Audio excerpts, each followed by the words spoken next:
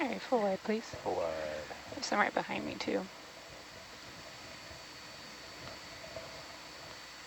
Everything seems so dark. What was that? I said everything just seems so dark right now. Yeah, you can go ahead and try opening the iris a wee bit if you'd like. Ooh, nice. Whoa. Oh yeah, this is the one image, not the other one. Oh, yeah. Just kidding. They're all beautiful. Looks like a lung. Yeah, kind of.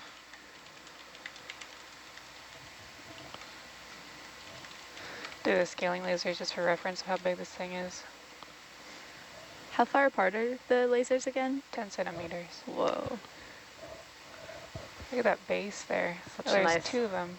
such a nice bamboo coral. Yeah.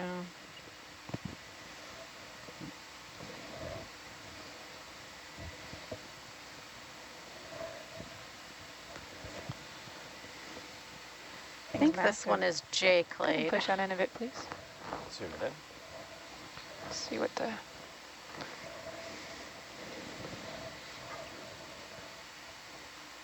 How big that stalk is down there too. Yeah, so you can actually age bamboo corals based on the base. Unfortunately, you have to sample the whole specimen, so it's not something we like to do often, but in some of the species that have been looked at so far, an individual this size is probably a couple 100 years old. Wow, wow. Whoa. Do you just not have any lights on Atalanta? No, I have them on. Because like it doesn't, I don't know, it just doesn't look like anything's lit up and you got your And it's games trying, cranked like crazy. It's just like, maybe everything's just too far away and nothing's Go ahead and come lighting full lighting wide, up. actually. Full wide. Yeah, that's what I'm thinking too. I'm gonna cycle the lights just in case. Yeah. Yeah, sure thing. See if we can get the back shot too. Yeah, they're on. Yeah, Huh. That's a cool shot from Atalanta though. I mean, in a Blair Witch kind of way.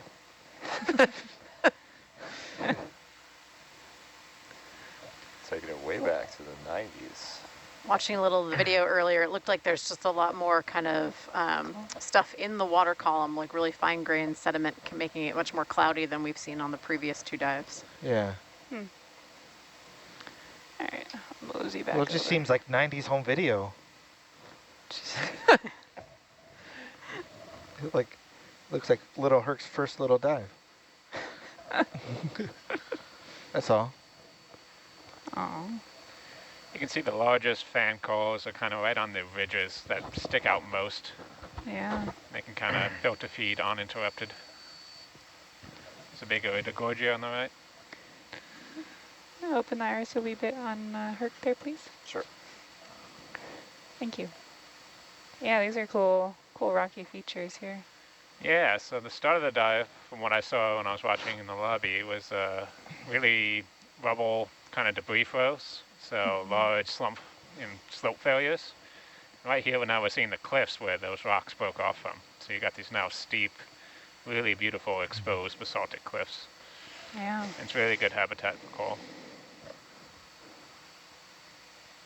At the risk of going through all 6 Niskins too early in the dive, this would actually be a great do a spot DVL for reset. another Niskin bottle and then save them for the next 12 hours. I would actually like to grab a rock too from that pile up there, if there's a small enough one. Yeah, you would, Roger. It looks like a perfect little flat place where they collected. Nice and angular. Are we set to move? Are we still moving? No, there's no ship moving right now. We're stationary.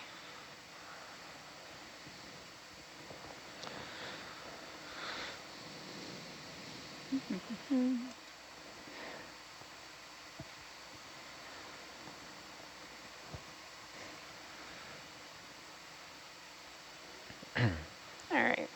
You want to get the arm out there? Yeah. Is there anything floaty in the starboard bio right now? Good question. I know on the forward there is floaty. We have 2 rocks in there, so I don't think so, unless something dramatically changed about the rocks. Rog. All right. All right. Go ahead and get the arm out. Everything turned on? Yep. everything's already on. All right. Back full. And then we'll just have you grab it and we'll go. How about that one right there, right above the slurp? A big old squarish one. Do you see it? Yeah. Does that sound good for you guys there, Kevin? Yeah. Yeah, that's perfect.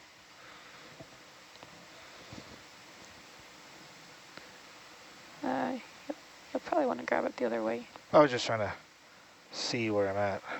Yep. Oh, Let me come down a bit.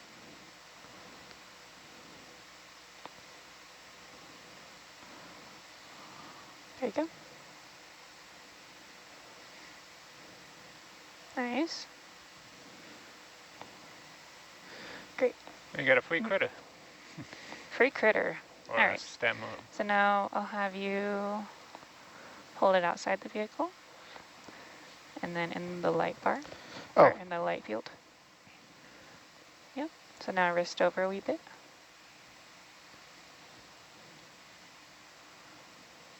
Nice. Stand by. I'm gonna set us here.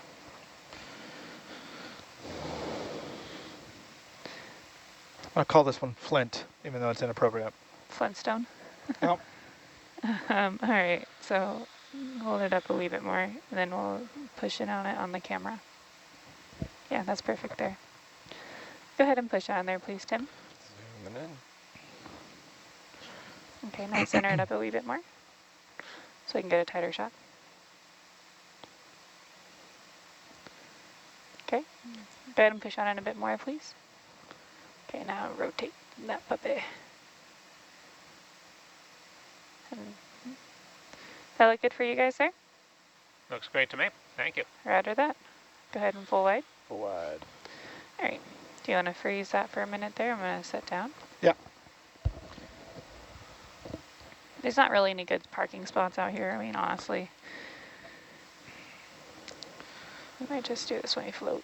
Welcome to LA.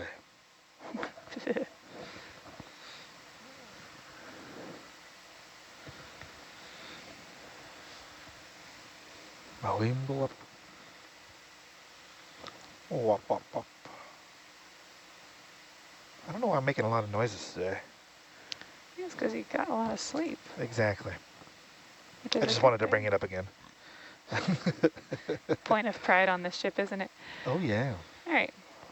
Go ahead and get your arm, rotate to the side. Yeah, yeah.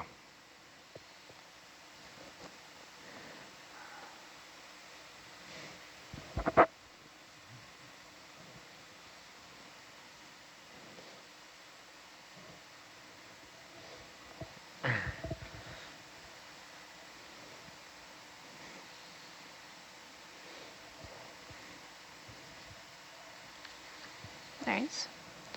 All right, switching over salvos now. Toolbox is coming out. Okay, back row, which one we aiming for?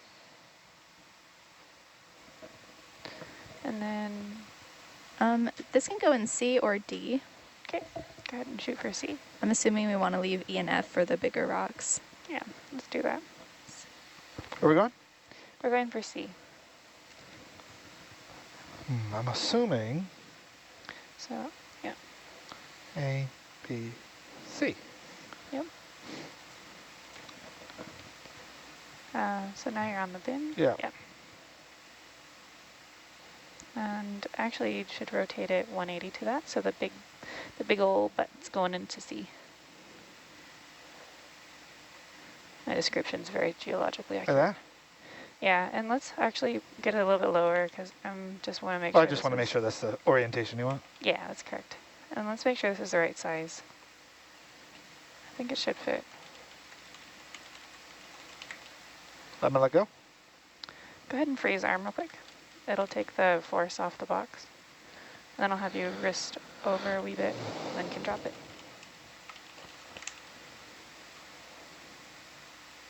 Nice. Good. Nothing but net.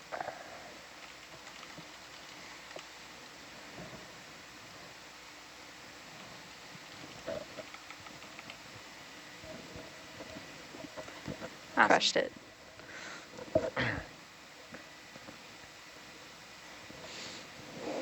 Excellent work, thank you.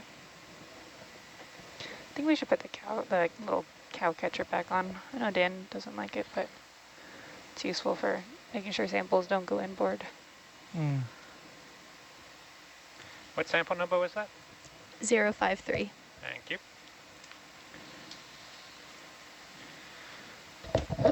All right, next up, a Niskin. Roger that. All right, 2 for 2. And if Here. I grab the Niskin. There you go. Oh, you want me to do it? Or you?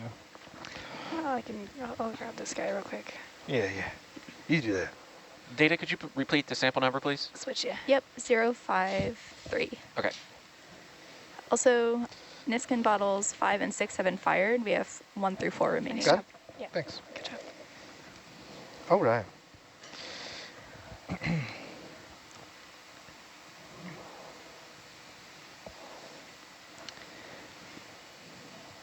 All right. Sorry, you said 5 and 6 have been fired. Cool. Would you mind looking at the Niskin bottles on bubble, please? Yeah. Kind of close.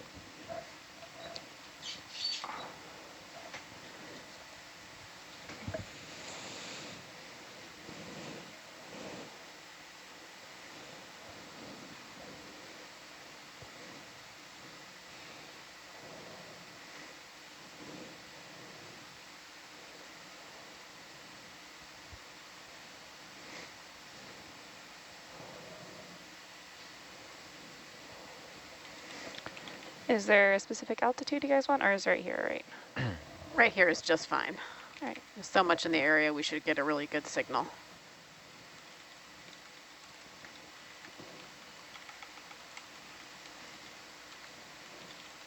Popped.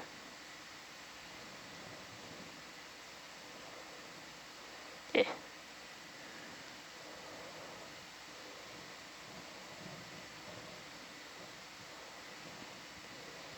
That was in Thank 4. you. That was 4, you said? Yes, that's Okay, correct. thanks. Sure thing. Alrighty.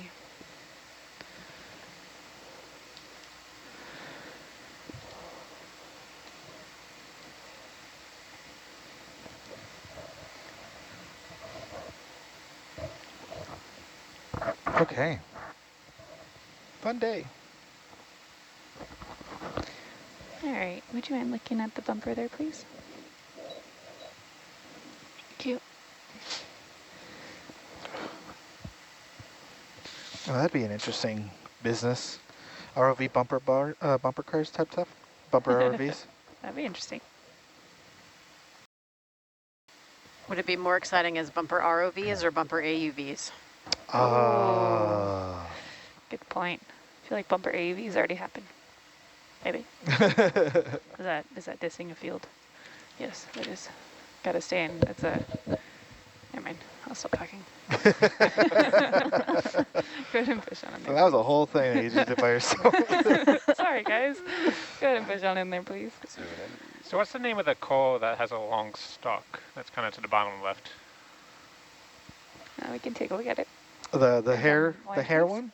The one that Wide. looks That's just off the screen. Yeah, right there to the bottom left, and then one to the top as well. I think that's the species of Metallogorgia, but we'll have to get a... Let me look it up. Yeah, up above, that's definitely Metallogorgia. Okay. Yeah, I think these are the same, right? there's one like right behind her that's just enormous. Go ahead and push on in there, please. Zoom it in. Whoa, this is crazy.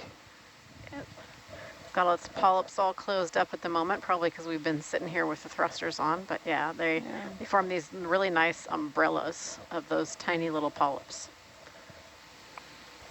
All right, full wide, please. Wide.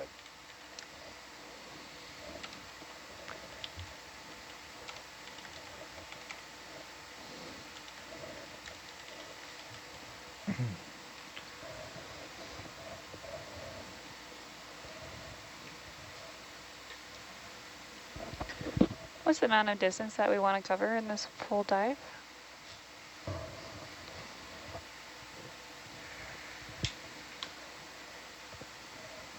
Looks like about 3 kilometers. Okay. How far have we come so far? Not our watch, but in total. Our watch is like, 650 meters, or Right. 750 meters. Roger. our watch is like what, 10? Yeah. All right.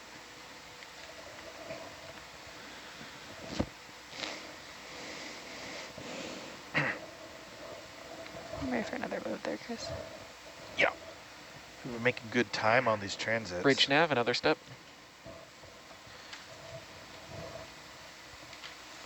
Affirmative.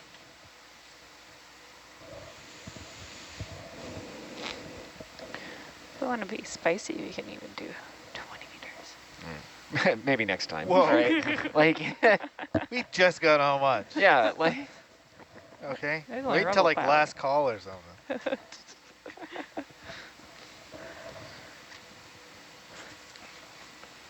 It's quite interesting. The feature we've been going up is just numerous slope failures everywhere you look. Looks like there might be a lot of calls straight ahead. If we can, yeah, Yep. keep moving in that direction.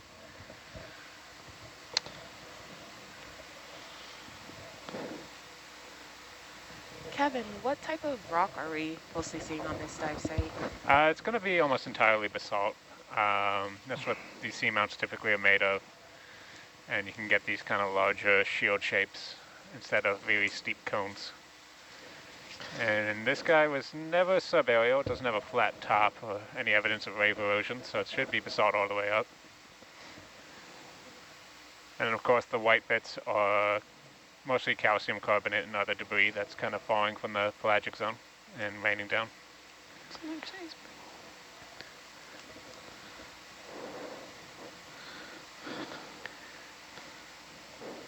Let's go ahead and get a shot of this crinoid here. Go ahead and push on in. Zooming in. Lovely crinoid. Sorry. I'm going to come down a little bit on your delta, please. Copy. Lovely crinoid and a lovely metallogorgia. All right, full wide, please. Full wide.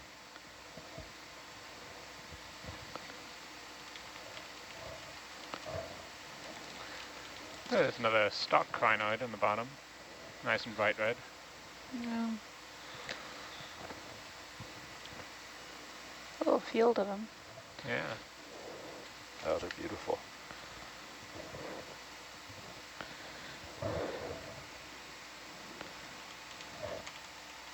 Go ahead and push on in there a bit, please. Zooming in.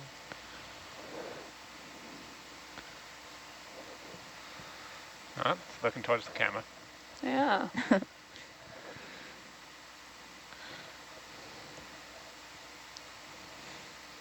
Got any more zoom? Definitely. bridge nav, 15 meter step, 160. We're gonna, I split the that difference. is 15 meters, Full wide, please. Full wide. 15 meters.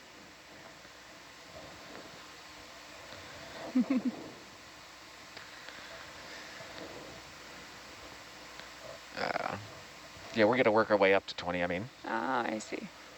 Fair enough. I go where you go.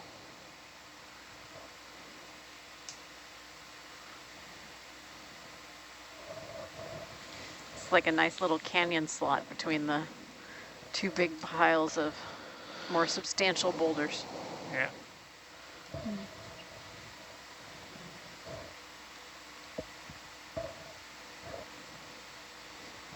Kind of looks like snow, doesn't it? A little bit. Yep. I don't know, I avoid snow. California through and through.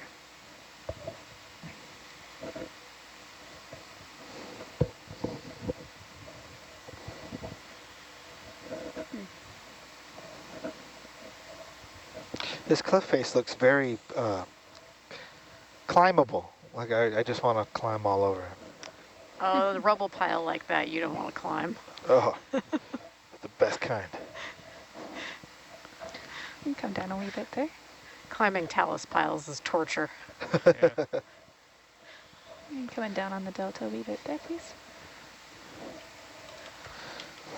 coming down. Now, if we find some good columnar basalts, that's good climbing territory. Ooh. Oh, yeah, that'd be cool. Go ahead and push that in there, please. Zoom in. Nice plexaurid here. Tighter. Heads are just waving in the breeze here. I think this is the same one that we got as the bonus sample, which is good because we need some plexaurids with the urchin, so. Polaroid, please. Do you think the urchin's going to be munching on the coral sample? I don't think so. Even if it did a little, it wouldn't be enough to hurt us from being able to get DNA out of the coral sample. I see. It's kind of like the last supper type thing for the urchin, you know. Yeah, they're nothing eats particularly speedily in the sea, in the deep sea.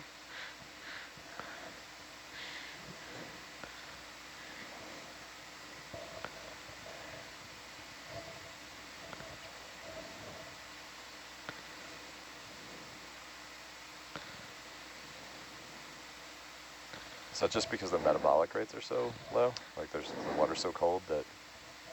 Largely, yeah.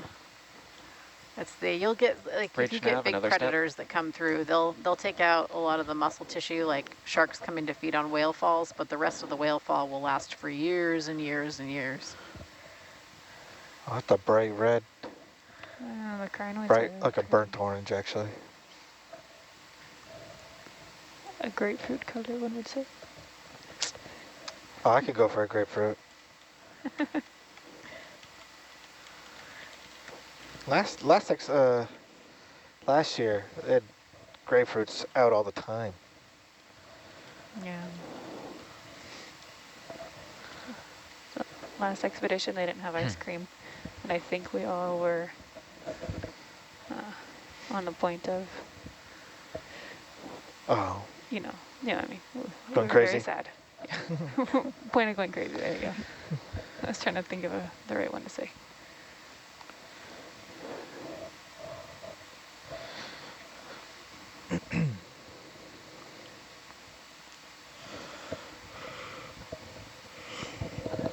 So wrapped in the corals that we've been seeing are brittle stars, right? Yes. Do we know if there's any mutualistic relationship between the two, or? I don't think we really know. I think largely it's suspected that they're just using the coral as basically terrain to get up higher in the water column. But a lot of these relationships between deep sea organisms just aren't that well understood yet. So we're still studying those kind of things.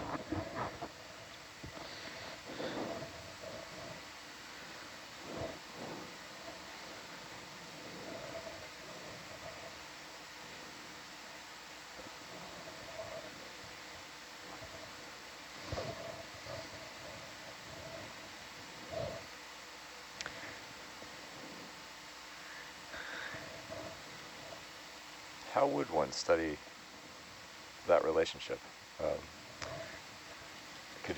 Would collecting the two of them together tell you anything, or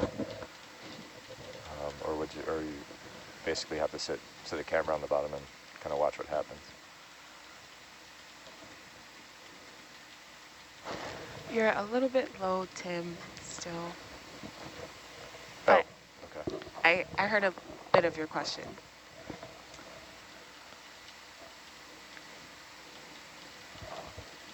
Was it, how would one study such a relationship between? It is. At this depth? Lots and lots of observations, and then collections that include both. And then you can do things like molecular work, similar to the feeding study, that if we can find some corals that are being predated upon, we're going to look to see if we can collect both corals that are under predation as well as their predators. Reach nav, another step. But it's those kind of relationships can be hard to establish even on land. So it just is lots of observations and then as many samples as you can get. See if you can start finding cause and effect relationships.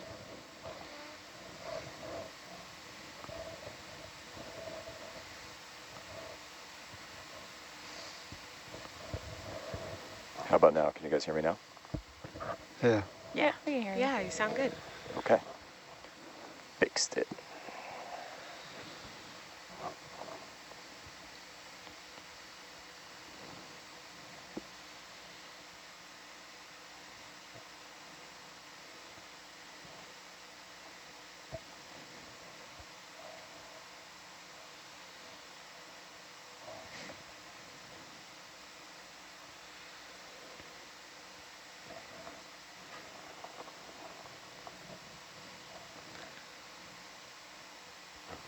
I want to get Herc a bumper sticker that says, "How's my flying?" Slap it on the back. Give it a number to call. Yeah. 1-800-GO-BOOGIE. So Ocean Networks Canada's crawler has a decal on the back of it. You know, the little Wall-E, the little robotic crawler that moves around on treads on the bottom. That has a sticker on it? It's I think it's a stencil on there. It says, "How's my driving?" Oh, I haven't noticed that.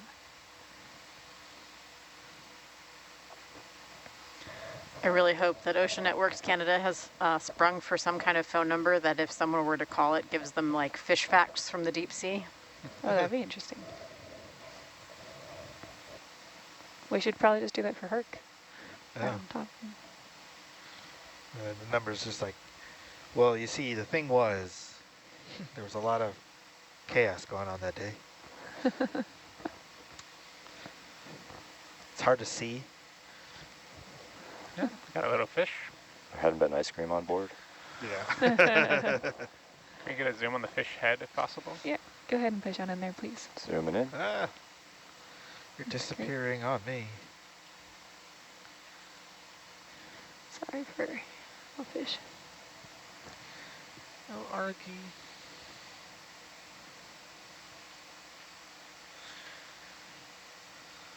I think this is another cutthroat eel.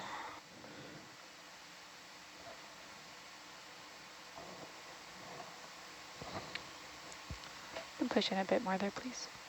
Zoom in a little more. Bridge nav, one more step. You say cutthroat? That's what I the- did. Oh, interesting.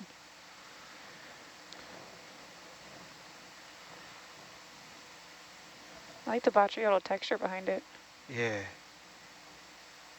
It's like an elephant. Yeah. Okay, let it exit the screen. I was trying to learn from some of the videographers that come on board. They're like, let it go to the right of the screen and then pan away. I can't do that very well without messing the shot up too much. It's kind of it. I don't know.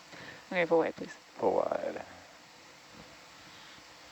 If we ever make documentaries on cutthroat eels, cutthroat? Cutthroat. Yeah. Famous for their banditry. Yeah. Dang it. Yeah. We're on the same wavelength. We got it. There used to be an underwater train that goes around here, but not no more. Stagecoach. Oh.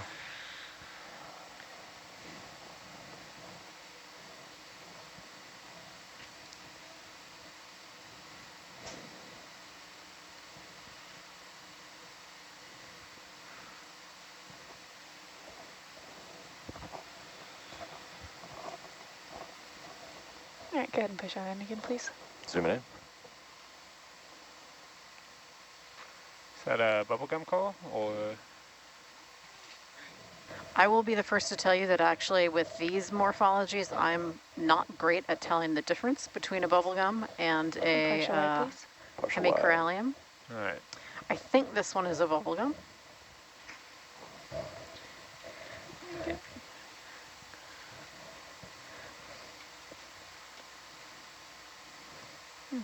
Pretty nice though. Full. All right, full wide, please. Pull wide.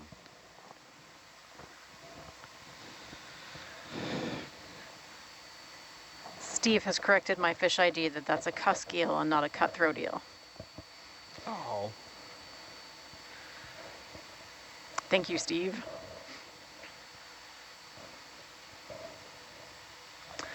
And we have a chime in from Asako, who's one of our Cheyenne Fish to Shore, says that one was a hemicorallium. So that's one of the precious corals, as opposed to a bubblegum coral.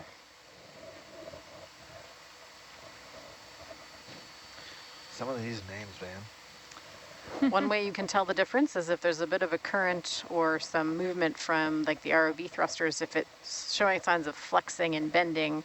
Bubblegum corals are actually quite flexible, whereas the coralliums are quite rigid. They're actually, if you try to sample them, they'll shatter. So that's one way to tell the difference. But if there's no current, it gets trickier.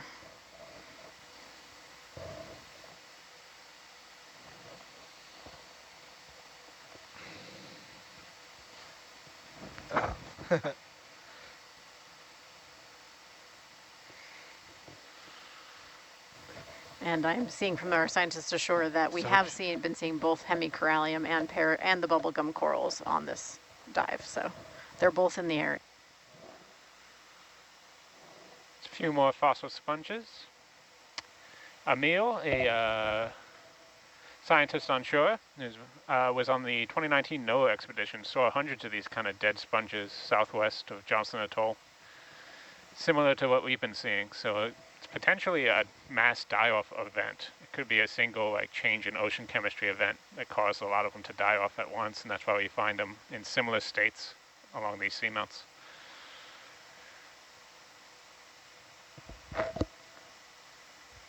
Kevin, are there methods that could figure out a date for that? Not well. If you collect a lot of material, so they're mostly made up of silica, obviously they're glass sponges. They incorporate small amounts of, say, uranium or thorium from the seawater into it. And seawater, basically you can date it using radiometrically using that uranium-thorium ratio. Seawater has a, I don't know, it's hard to explain, probably too much detail, but it's slightly fractionated uranium-thorium isotopic ratio, and then once it's put into a solid, it will re-equilibrate over 500,000 years. So through uranium and thorium disequilibrium dating, which is what it's called, you can kind of get some ages on the sponges, but it requires a lot of material. It's not easy to do.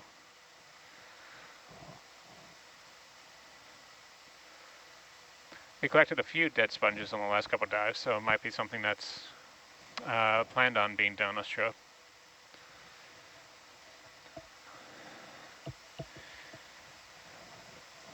It can also be really tricky to get species ID off of dead glass sponges because they tend to maintain their largest spicules and those fuse together. But the littler spicules that are diagnostic for species characteristics tend to disappear.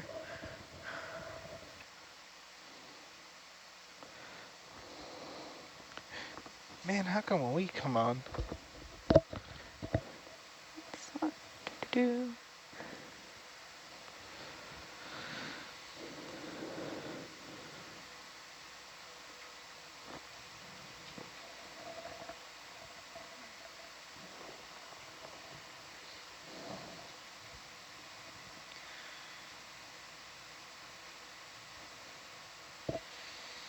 It's a cool slated rock there. Yeah. Yeah, it's nice. That's a really thick sheet flow. Has an overhang to it too. It's neat. Yeah. Looks like it slid downhill at some point. Would not want to be there when that thing slid. No.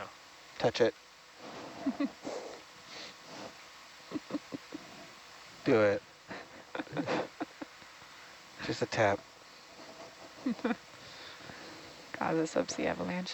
for science. What's that thing in the bottom right? The crinoid, I think. That is a crinoid. Come in so many colors. That's so cool. I really like the purple and white ones. Those are lovely. It's the edgy crinoid of the crinoid family.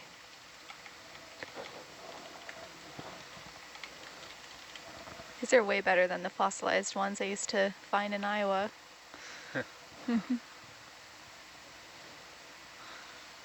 Fossilized in Iowa, that's crazy.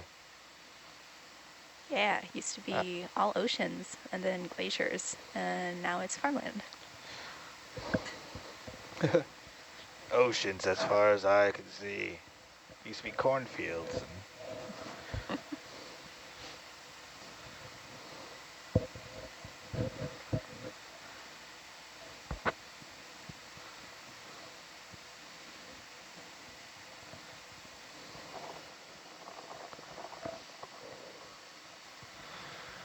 Should we introduce ourselves this watch?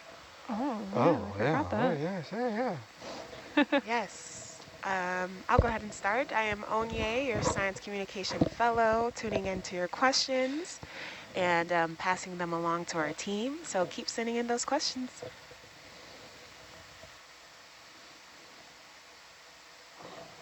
Oh, hi. I'm Kevin Conrad. I'm a marine geologist and geochronologist from the University of Nevada, Las Vegas. Here to try to determine the origin of these seamounts geologically. I'm Meredith Everett. I'm a geneticist and deep sea coral specialist at NOAA's Northwest Fisheries Science Center, where I work in the Conservation Biology Division and with the NOAA's Deep Sea Coral Research and Technology Program to look at the taxonomy, Push on in, connectivity, please. and eDNA Zoom in. research associated with deep sea coral communities. Hey everyone, I'm Chanel Vidal. I'm currently a PhD student at Arizona State University, where I am a geologist turned microbiologist, and I'm here as an ocean science intern trying to learn how to Forward. be a marine Forward. scientist and having a great time. If you have any questions about grad school life or how to choose a major, definitely chime in. Hey, I'm Chris Krasnowski. I'm here working as a navigator in high-resolution mapping. Other than that, I'm a researcher, a postdoctoral researcher at the University of Rhode Island, where I do mapping and research and vehicle autonomy stuff. Hey folks, sitting next to Chris and Michael. My name's Jess, flying Herc on the ROV team. Yeah, originally from California. Like Michael here. As you said, I'm from California. My name is Michael. I'm going to be the, I am Herc's / Jess's co-pilot. I'm flying Atalanta while missing Argus this dive. And yeah, I think that's it. We should figure out a DJ name for you or something for this watch. Good afternoon, everybody. My name's Tim. I am sitting in the video engineering seat to Michael's left, and my duties here include managing the video feeds and making sure we keep all of this excellent imagery recorded for scientists to use later on. I come from Friday Harbor, Washington, north of Seattle, where I'm a high school science teacher. Zoom in on Atalanta real quick. Yeah. Zooming in on Atalanta. Say Right when. there. It's looking nice.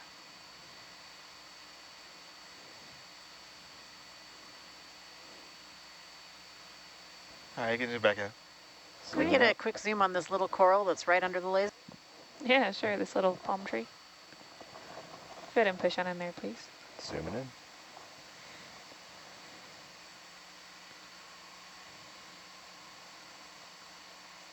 This form used to be in the genus Umbellapathes, but I think this has been moved into Alternatipathes. It's actually a sister taxa to some of the ones that look like single feathers. Thank you. Yeah, full wide, please. Full wide.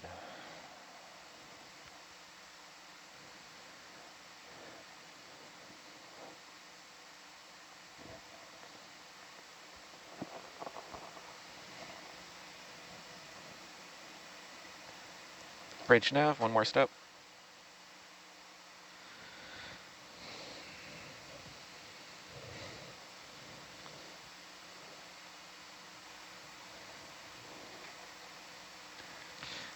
The scarcity of things allows for everything to get their moment to shine. I don't know. Let's do another quick zoom on this guy. Zooming in. These are pretty. Very nice crinoid.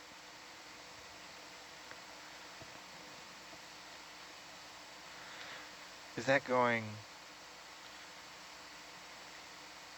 into the current? Yeah, they always face towards the current, I believe. Yeah. Yep. And the common name for these is sea lilies, and this one is giving us a really good example as to why. Full wide, please. Full wide. Stark crinoids like that were the dominant reef builders for a long period of time during the Paleozoic. Oh, look at another one. Yep. There's a little sea cucumber and another crinoid. Look at that peculiar looking rock. The one in the middle by the lasers. We call those squishy rocks. Is that a squishy? Is that a squishy fella? What rock are you guys talking about? I think we're talking about It's sea like right by the cucumber. lasers. They're Okay, squishy? okay. Yeah, it's a cucumber. It just looked like it was melded with a rock. Oh, I thought you were joking about the. Oh no, I also thought don't you were have my glasses joking. on. I don't have my glasses. It looked like it was all just like a weird colored rock. It's not. It doesn't help that like they all look like they're out of focus already. And I Hey, don't have. I'm doing my best, okay? Well, no, not. Oh, you're doing a great job. That's not what I'm trying to say. Much, but I don't have my glasses on, guys.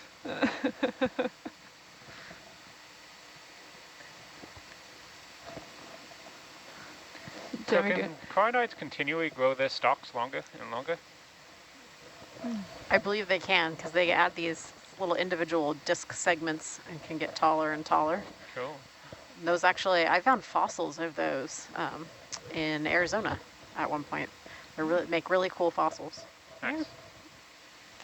Are there certain locations that I mean, there must be, but what do you look for, like in Arizona, or to find these stockpiles of benthic sea creatures that have lived long time ago? Well, in this case, I was in one of the fossil limestone layers in the Grand Canyon on a backpacking trip, and just happened to be looking down at the ground and found a nice pebble that had some crinoid fossils. I picked it up, took a picture, and then put it back down because you gotta leave no trace. Take nothing with you other than photos. That's awesome. They were all, oh, sorry, go ahead. The Great Basin area of the Southwest has a lot of these reef fossils because during most of the Paleozoic, most of the United States was a shallow sea. It's still pretty steep. It's called an epic sea. It's something we don't really see today, but Yeah, if you don't mind me imagine 20 for another few minutes. everywhere from like the Yeah, come up a Rockies wee to bit the there. Appalachians being like a relatively shallow seabed. So we got massive deposits of limestones I and was then ready to see the sandstones, reflection of depending it. on how high the sea Yeah, I level know. was. It tripped me out. I was like, what's going on? Startling, isn't it?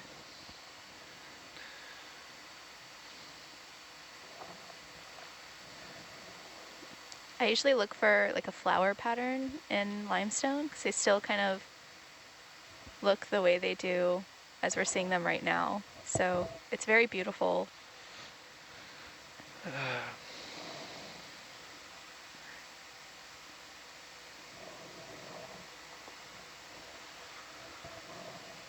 Coming up kind of fast.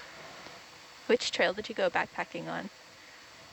On that trip, we did kind of a big traverse. We started in the Bechet Trail and then hiked all the way across the Tonto platform, all the way over to Phantom Ranch, and then up the, I would say Indian Creek Trail, but it might have been South Kaibab. But yeah, we just did a long traverse of a big portion of the canyon. Nice.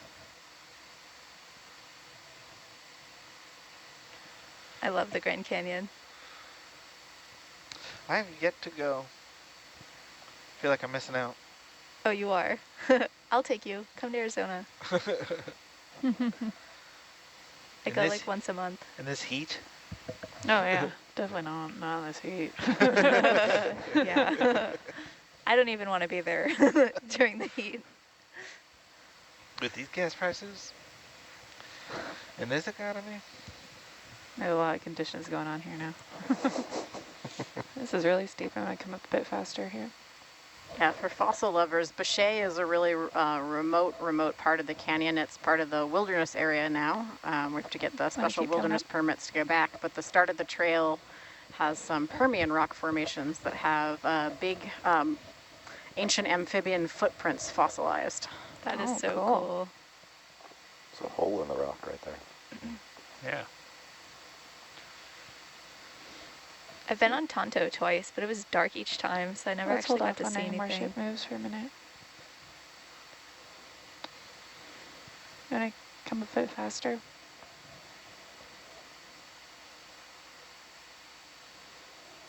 Yeah. There's a long stalk. The Metallogorgia on the end Yep. of it. Another nice tall Metallogorgia, getting its feeding polyps up into the water column off this wall.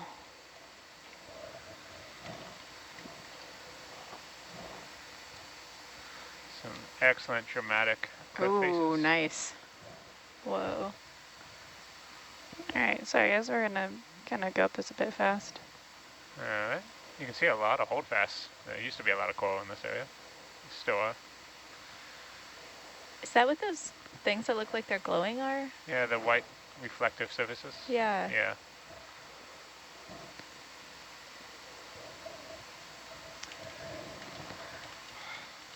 I wonder if that undercut we were just looking at is where some of those sheet flows dropped off of. Yeah, most likely. All right, I'm gonna go back towards the wall now. Once we got out of the rubble and back into this vertical feature, all of our corals have reappeared, though not in quite the high density they were before.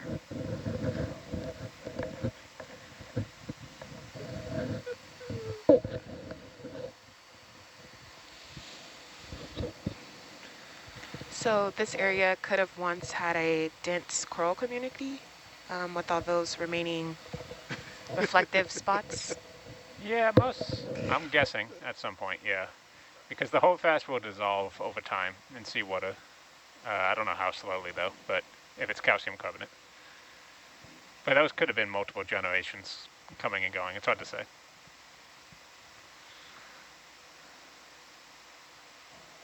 Some nice corals right here.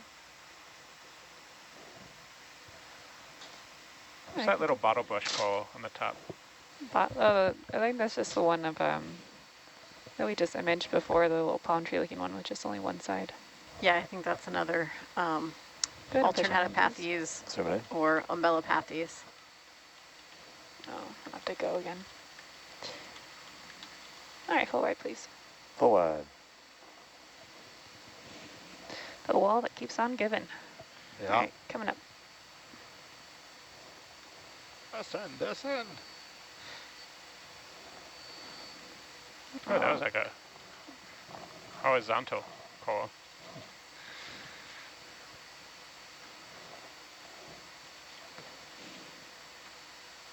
Wouldn't mind some horizontal right now. There's a Waltelia sponge, so spiky. Is that one of the carnivorous ones? You want to keep me No, headed? I don't believe. Well, is it? Yeah, we're gonna Yes. get stretched out, but I'll have you come and do like a 20 delta right now. Way to go, there in the center. 20 delta.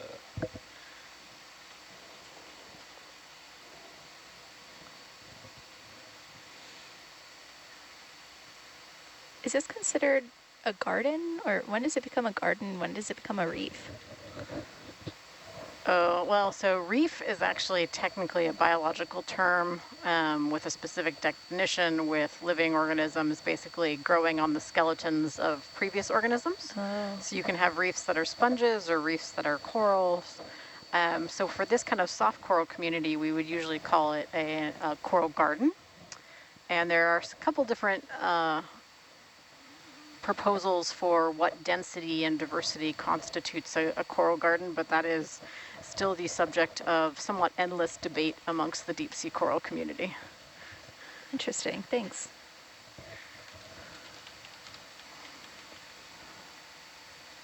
Is that coral one of those plexaurid? Is that what you called it? The one in the background there? Yeah. That is a big bamboo coral, probably in the J1 clade. Oh.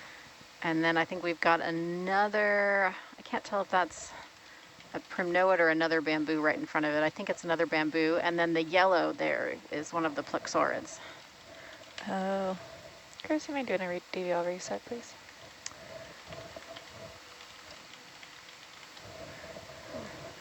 Steve has Thank you, chimed sir. in and given us the last definition of a coral garden was about 3.8 colonies of No. coral per meter squared.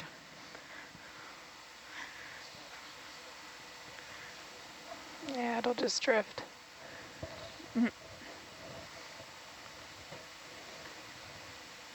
Thank you. And that other coral we were looking at was Norella. I think we're in the clear. Oh yeah. We are in the clear. That's a cool fissure.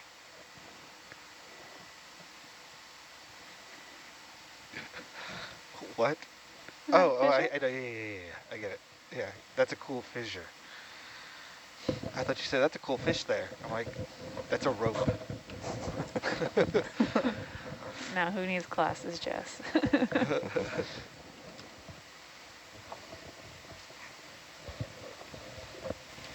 Kevin, do you have a rough estimate of how old these basalt features are? Somewhere between 95 and 100 million years old, based on seamounts in the region. There's a small chance it's around 70 million years, but unlikely. Most likely, yeah, Just closer to 100 million. Were you able to cut open some rocks yesterday? Some of the samples? I cut some open from the first Go ahead and push on it a expedition. bit more. We got a few varieties. One was just a huge nodule, like it was almost all crust, which is interesting. And then, Full wide, yeah, please. not the best looking Wow. rocks for my purposes, but they're basalts. And we'll make some petrographic thin sections to analyze them further when I get back on shore.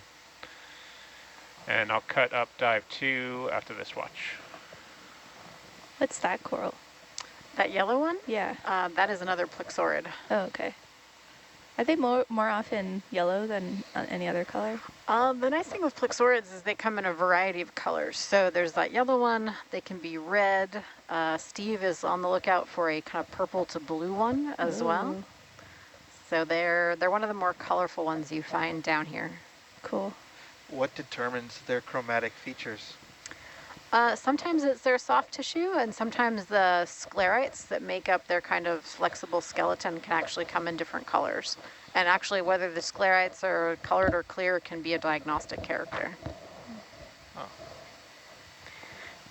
So a lot of the red ones, if you digest them down and extract the sclerites, they will be red in color or pink in color. And sometimes that's just the tissue.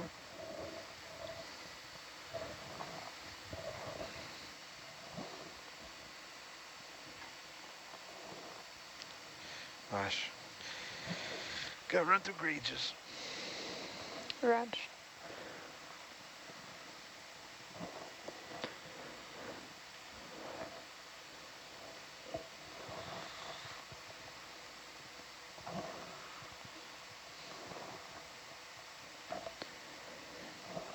Now it drops off. All right, we'll stay up to the taller features here.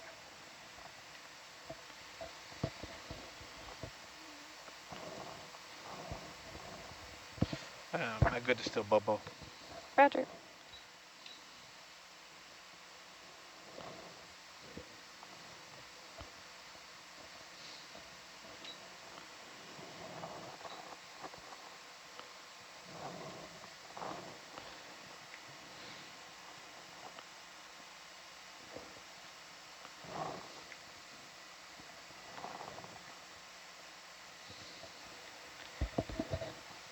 Another lovely Metallogorgia. It's definitely one of the more kind of charismatic coral species we get down here. All the ones with Gorgia in the name, I assume, were designed by Dr. push on Seuss.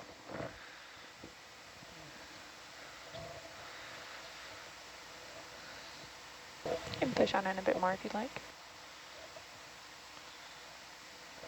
This one has its polyps out. Yeah. I'm sorry, Tim. Tim, a little wide there. A little wide. It's good. Full wide, please. Full wide.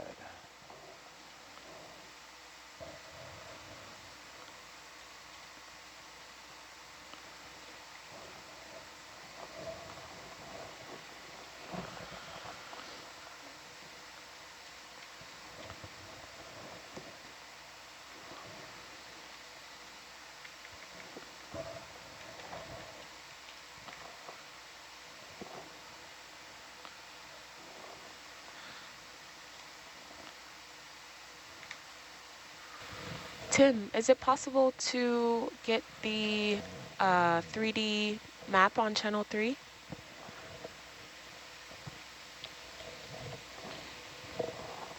I can bring a high pack. Do we have Nomradon? Is it? I think that's what they want, right? Yeah.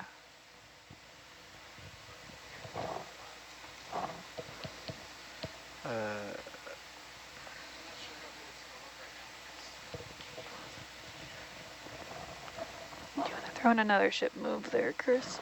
Before you go in orbit? All right, so we have a first request for some 3D mapping. Yeah, we have someone Oh. tuning in really interested about your program, Chris. Cool. Very nonchalant. He's got Yeah, fans. you know, whatever. Just no big deal.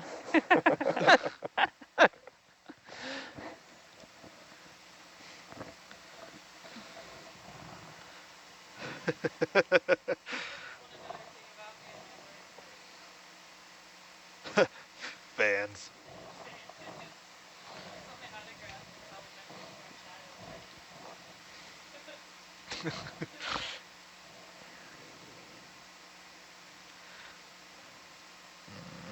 All right. I'm Gauges open to are- grab another rock if we're sitting here for a little bit. No breaks, only rocks. Unless the rock breaks. Waka waka. We really need a rim shot button. Thanks. Yeah, so you want to rock from here? That's all I ask. Yeah, looks like a nice little spot straight ahead. Roger. All right, Mike, Want to do it again? take out the arm. I'd say firm. Oh my goodness. Yes, I am. Okay. Good, and pop her out. And then, yeah, this is a good place to sit down, which is nice. Not here, but here.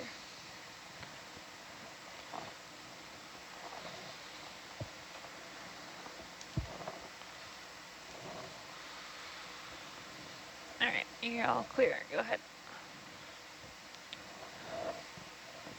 Am I good? Yep.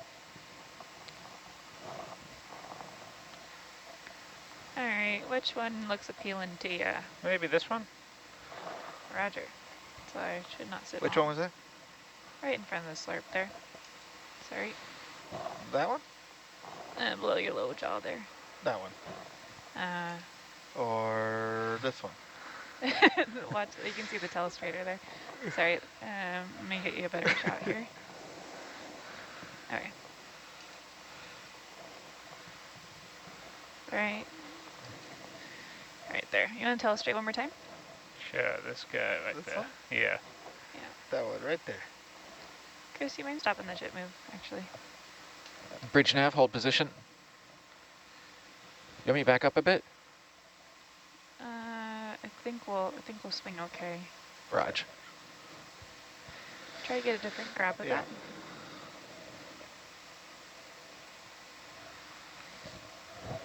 So my suggestion would be to bring your shoulder a little bit more inboard and then wrist out. Nice. And then, Oh, yeah, your bottom jaw is on the rock. bottom jaw's locked.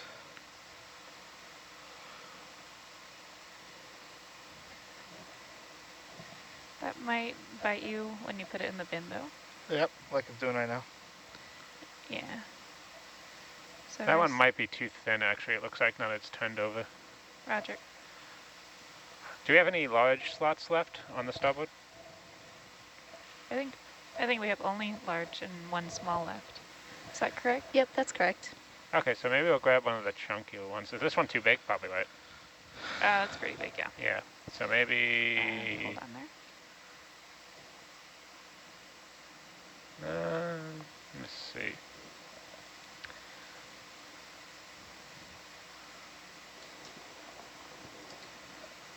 Yeah, these are quite large. Yeah, other ones either Hey. kind of flat or large. Can we reach this one, or is it too far? Let me Yeah, get them too a little large. closer. That might be a bit large. Depends on if the back rock There's also is this one part of too. it. The one right next to it? Yeah, The one in the middle.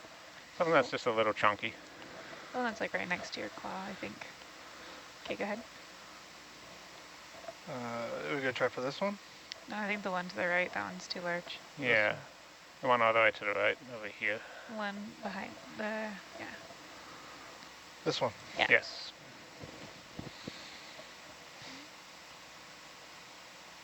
Nice. Okay. Freeze arm there. I'm gonna back up a bit just to get away from that rock.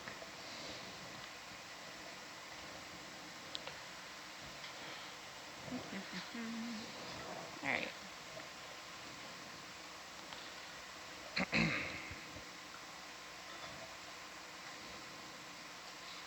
Great. Go ahead and hold it out there. All right. Hold it there. Tim, go ahead and push on in. Zoom it in. Nice. This is looking like something good for you. Yeah, it's got nice pointy features and it's pretty fat. Looks good to me. Thank you. You don't need to Clean wait it for off, you know. Thank you. They might want the bio on it, though. What are you talking about? He doesn't want bio. The bio is one bio, though. All right. Do a little more spin, and then we'll go full wide. Do you think the craft sometimes Full wide. moonlights as a hand model? I'd be afraid if it did. Maybe shilling robotics. I mean, I don't know. Craft is good, too. Nice. Tuck and roll. Nice. Okay, sample tray coming out. And sample salvo coming on. And then we're going to go for a big one or a small one. If it fits in a small one, I think that would be ideal. Yeah, we have box D left. And all the other ones have smallish rocks. Like B has a rock that's 20 centimeters big, so I don't know if you want to double up, but So D is empty. yeah, this might fit in D. It's kind of on the hairy edge. So I'm going to have you slew a bit more, stay outboard of the bin a bit. So shoulder out a bit.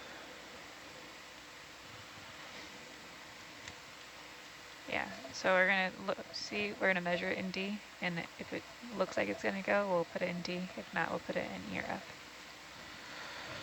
Okay.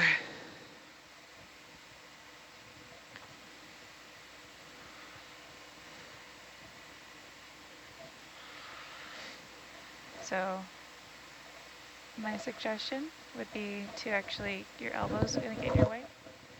So wrist down. Nice. And keep wristing down.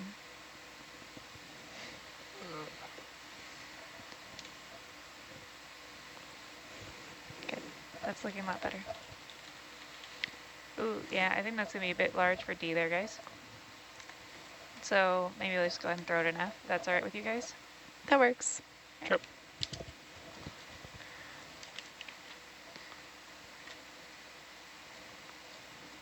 Yeah. Yep. There you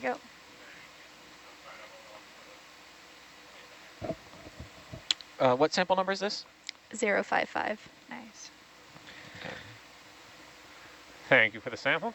Yeah. I'll try to control myself for a half hour or so. We like having you on our watch. We can do a lot of sampling with you, you know? Yeah. Sample number 3, down. Woohoo! Tree for tree. 3 for 3. It's been fun to watch you get better at grabbing rocks. Yeah, you're doing great. Just see me in real life, like just like boom, in my pocket. No effort. Jeez.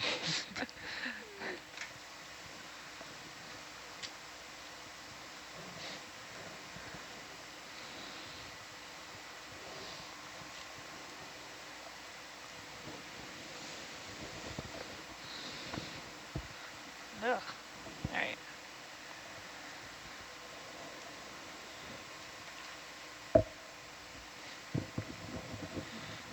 Hey, hi. All right, come on, close it up. Let's go. We got a wall coming up. Right here, just turn off. Yeah, if you want. Yep, that works.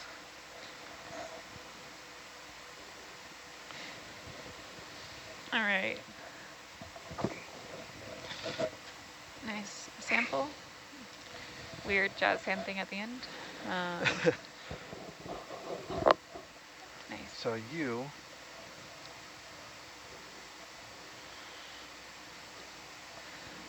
All right, I'm assuming that's all we're gonna do here, yeah? Yes, thank you. Yeah, okay. And give me the porch view. Thank you. Off we go. Make my way back over to you.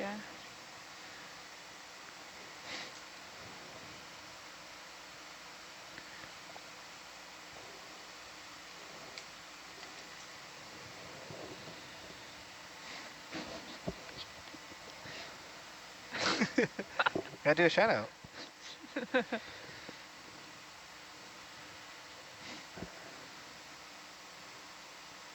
Yeah. Didn't they say last watch, like, how do we make science not dry? Yeah. Did you get that memo?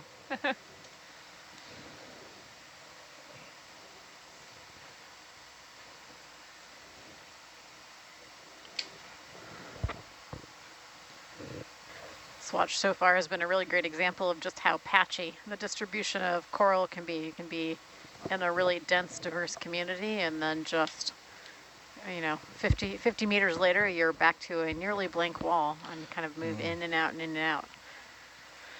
Yeah, it really shows that you need both ideal substrate and then positioning as well. So when we had those little lips that stick out like right into the current, then you get all those giant fans. And then we have nice little structures here, but I'm guessing no current.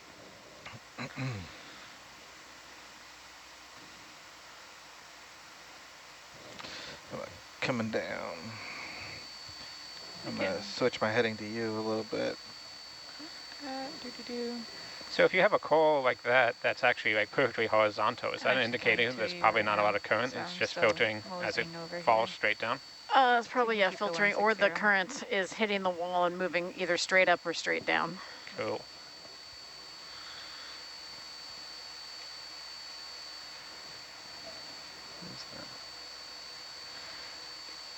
We don't have to come down, Michael. I'm gonna come over and we're gonna come up that sheer face there. Copy. We're moving at... We're gonna go 160 again. Okay. No, it didn't look like anything. It could... I think we're fine. Because I'm currently pointing at 185. Yeah, so if you want Yeah, we're gonna do a slight heading change here to 145. Roger. Yeah. It's a weird little dark patch. I don't know what that is. All right, I'm gonna throw in another ship move. You guys good? Yeah. Might be steep, so yeah, maybe 20 Well, at the most. yeah, 20 it looks like we can make, right? So. I think so. Okay. Bridge nav, 20 meters, 145.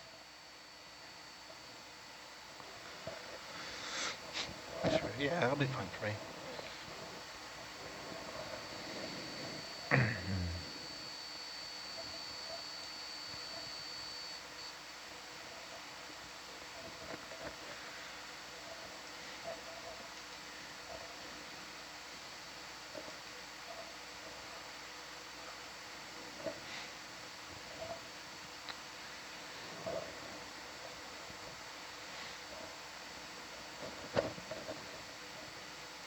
Wonder, do we have all of our weight stuff? No.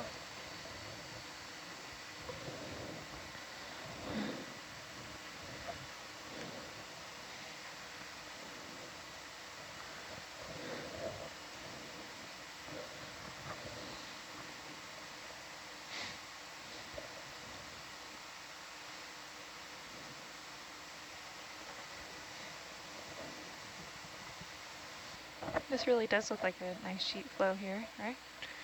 Yeah, it's hard to tell if it's a sheet flow or if it's just a full cliff that broke off and now it's just smoothed over with ferromanganese, kind of hiding details. Can you guys hear me? Oh, yeah. Can I turn up my audio levels a little bit there, Tim? Will do. Thank you. Can we zoom on that little call? Sure.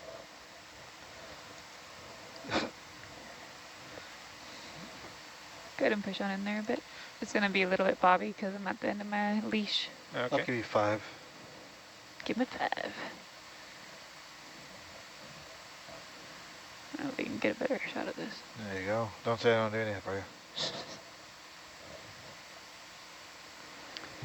I think that's a little primnoid. little 2-branch structure. Is that still a collection target or no? I think, yeah, we are targeting primnoids.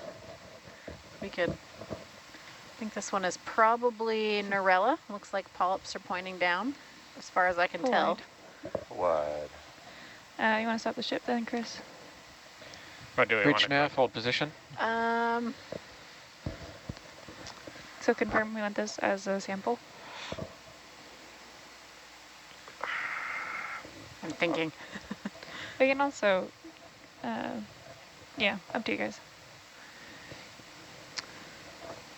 Let's go ahead and skip this one since it's just kind of out in space and we don't have really great community around it. Roger.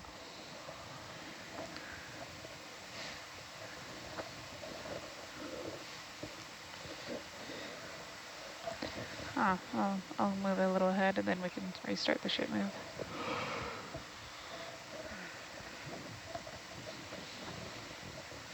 See, in general, I'm trying to look for ones where we don't have to sample the whole coral, and that one was going to be the whole coral.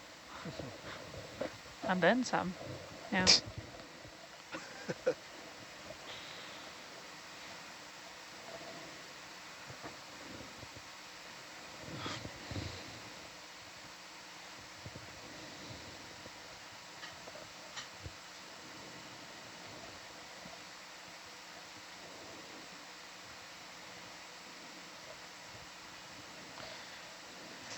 Meredith, do we know the life expectancy of bamboo coral?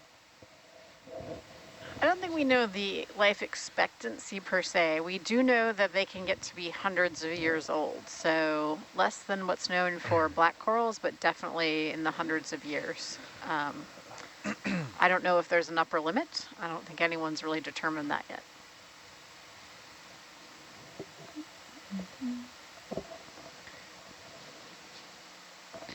Can I come up a wee bit there? Can I come up a wee bit? What? Oh. The delta. I said, I thought you said, can you believe it? I'm like, I mean, it's science. Like, I don't know where I was. Can you believe this? I don't know. I heard something completely different.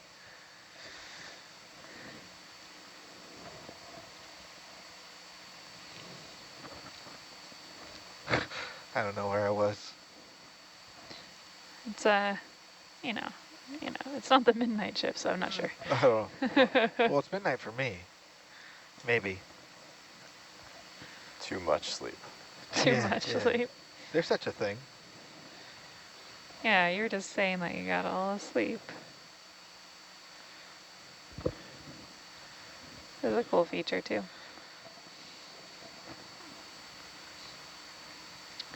Oh, nice little Anthomastus there. It's the first one I've seen on this dive. What's that? Is that the bright pink? the bright pink thing? Yeah, and some more bamboo corals, it looks like, in the background there. Getting up into a little more of a community here.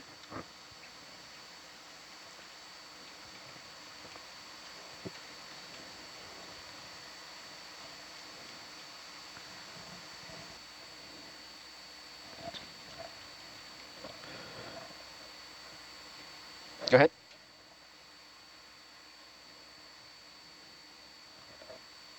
It should be Herc, Ross, Proc. Ooh, can we take a look just to the right? Sure. This coral? I think this is just another Metallogorgia, but it's got these nice rings of polyps on the stalk. Yeah, sure. Go ahead and push on in there a bit, please. Zooming in. I think that should be good. That is interesting. A rung Metallogorgia.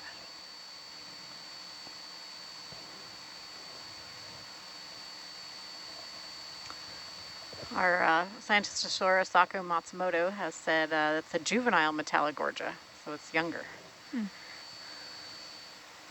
Full wide, please. Full wide. Thank you. Yep.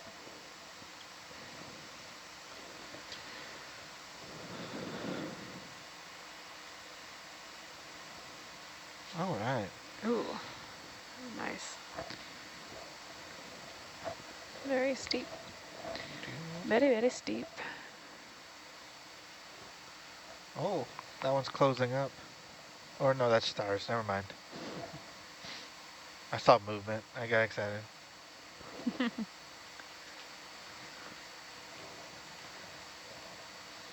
Came around the corner and suddenly there's all this coral just hanging on the vertical wall. I'm always worried that as we're flying by with Herc, like, we're just missing all the good stuff on the outside. Oh yeah, for sure. Probably are. That definitely happens, and it's one of the reasons we're doing environmental DNA research is Go you ahead and push can on in, please. pick up species that you're not seeing with the video camera that are nonetheless in the area. Like, just happen to look at all the wrong places. Yeah. Go ahead and push in a bit more. Well, I guess there's no wrong places. You always find this is new area, so.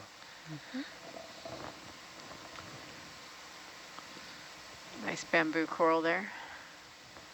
All right, pull wide, please. Wide.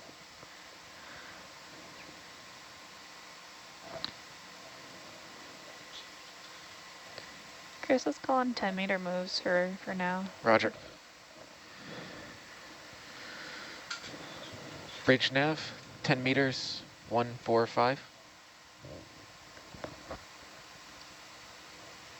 right, coming up again. Oh, boy.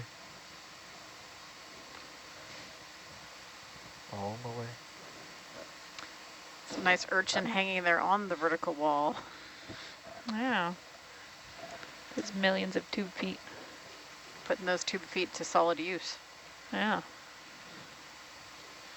Yeah, imagine all the tube shoes. I mean, imagine having to get fitted for every one of those shoes.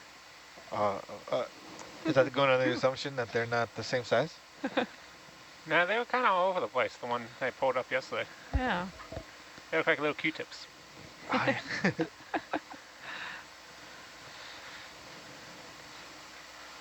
mean, it's always missing the left one.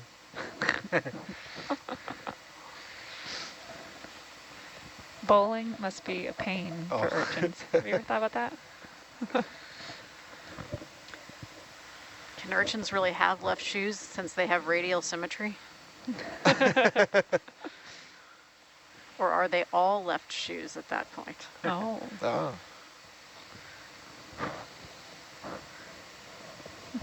These are the real questions that need to be answered. Honestly, yes. I mean, tying all those shoes, gosh. I would imagine they want slip-ons. Yeah, if it was a sane urchin. Or, yeah. well, Velcro, because it seems more natural.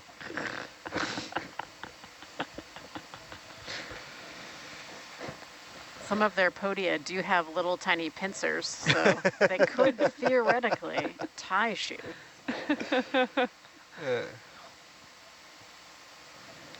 What'd you call it? They have little, what? Their podia, so their little tube feet, some of them are modified that have pincers on the ends of them for defense or gripping food and moving it to the mouth. Ready for another Some one. opposable phalange. Bridge nav, one more step. We went overboard on the anthropomorphization of this of the sea urchin. Can we get a zoom in at the coral at the base of that Metallogorgia? Yep.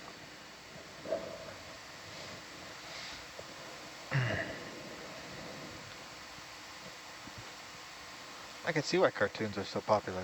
Anthropomorphizing is fun. Push on in there, please.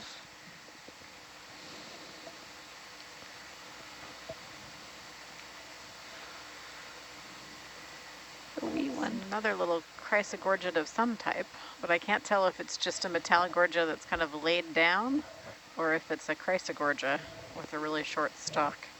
Huh. And then just to the right of both of these, we've got this really fine, delicate Chrysogorgia as well. Go ahead and come partial wide, please. Partial wide. It's To the almost right. invisible on the rock. Oh, yes. Yes, Oh my yes. goodness. So what's the defining feature about this that tells you it's a Chrysogorgia? The way that polyps are on the branch, where there are these spaced out little individual bells. You want to try zoom in on And this then guy? the spiral form I of apologize the in advance, Tim. central stalk. Thank you. I believe you do. No. Wow. Okay. Oh, nice. There's the TV. Yeah. My heart jumped too. It's okay. Full wide, please. Wide. There Little goes crab some there. little crustacean, Yeah. kind of transparent.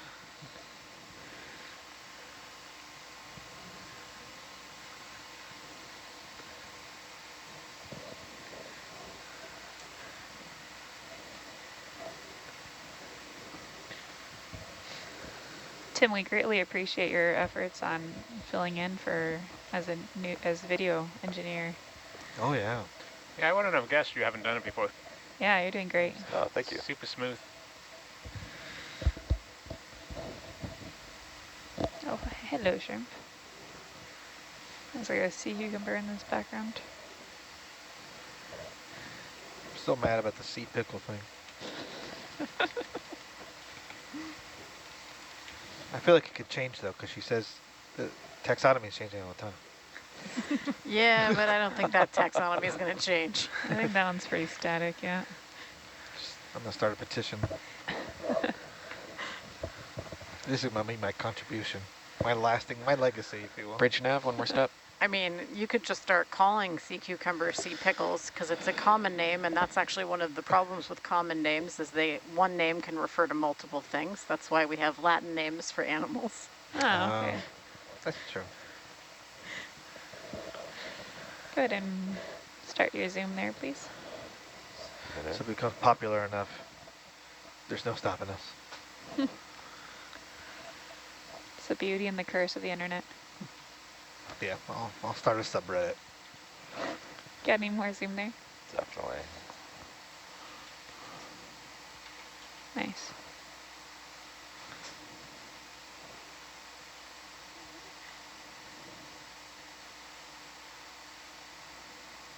All right, full wide, please. I think that's a noid. I'm not seeing nodes, but I might just have bad lighting angle. That'd be interesting if these were like all little nodules.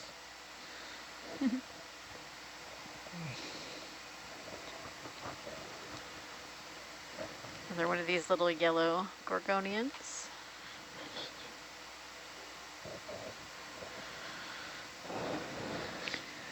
Go ahead and push on it again, please. Zooming in.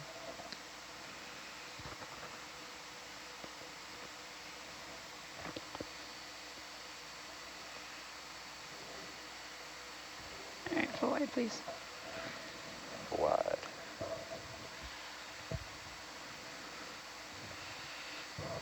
That's a yellow crinoid. Oh, wow. Oh, that's a nice one. That has two angles going on for it, doesn't it? Yeah.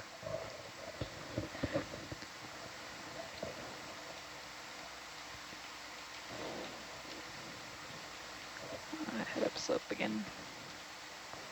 Ooh. Ooh. Right when we need to go. Sorry, guys. That's just our luck. All right, coming up.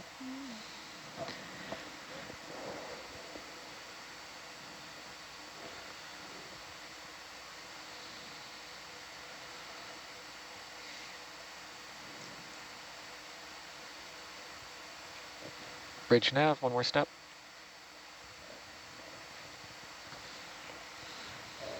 That's a big crinoid. Very cool. Nice big arete feature there. I feel a sponge coming. I think it's just, oh, there's another little umbellapathes. We actually have a scientist in the chat asking about these right now. Oh, For collection or for imaging? that's the one by the lasers that we're looking at? Yeah, if you can zoom in. I think. Go ahead and push on in there, please. Zooming in. A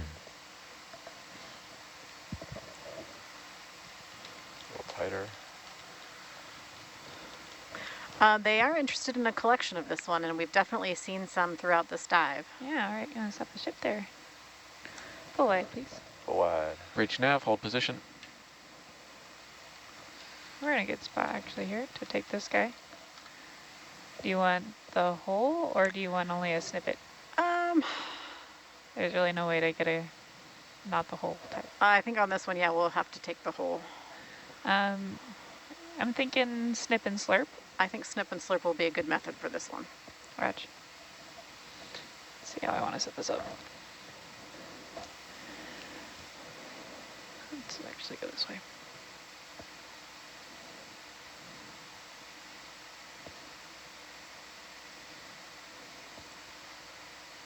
You guys want to keep an eye on that sonar there?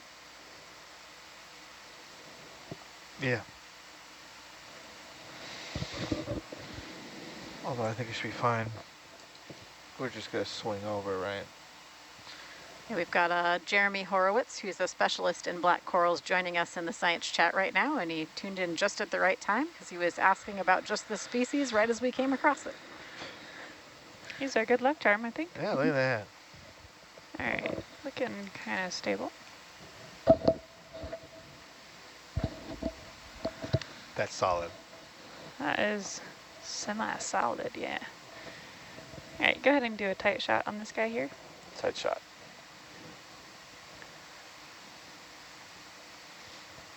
And do one bump up.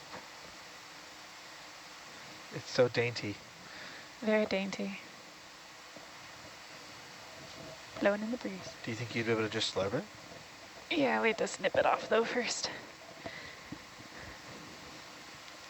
All right, full wide, please. Full wide. Oh, that's not what I wanted. There we go.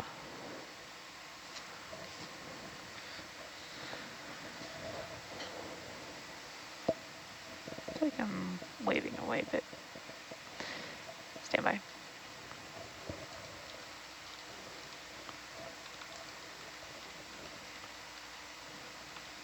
You want to move the magnum out of the way a bit, so I don't.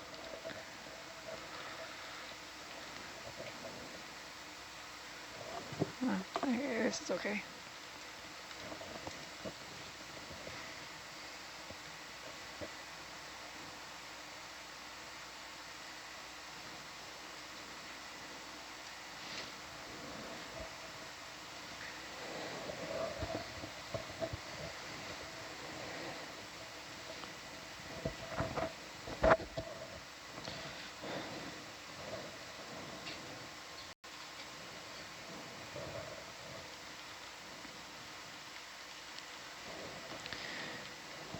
Nice view from Atalanta. Yeah. All right, go ahead and push on in there, please. Zoom in. Let's get there. Actually, I want to come a little wide. The wide.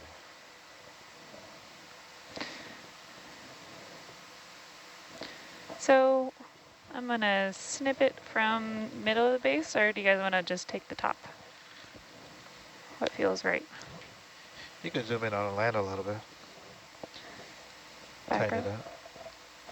Any way that you guys want this thing cut? If we could preserve that upper trifecta at all, that would be great. But however is easiest for you to grab it will work. I think it's mainly going to be for genetic analysis. Okay, go ahead and push on in again there, please. Zoom it in. That should be good. Thank you. That's my grip force. No. Great.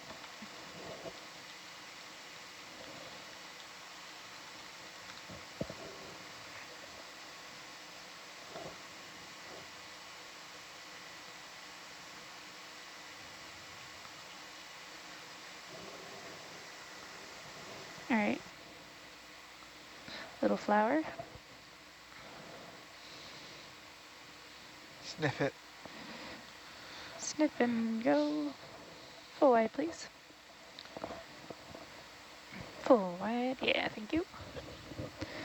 Alrighty, you want to go ahead and pull up the cameras on the bucket? Yeah. And we'll flush.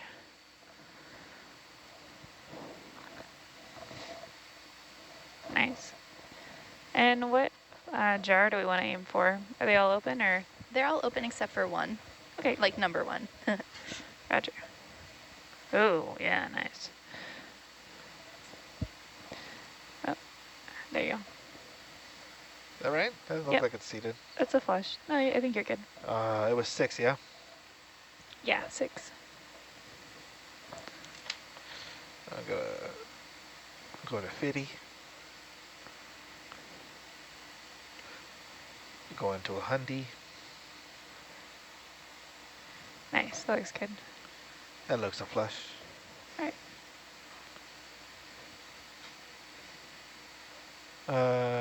Everyone except one, right? Yeah. We'll go to 2, like we're supposed to.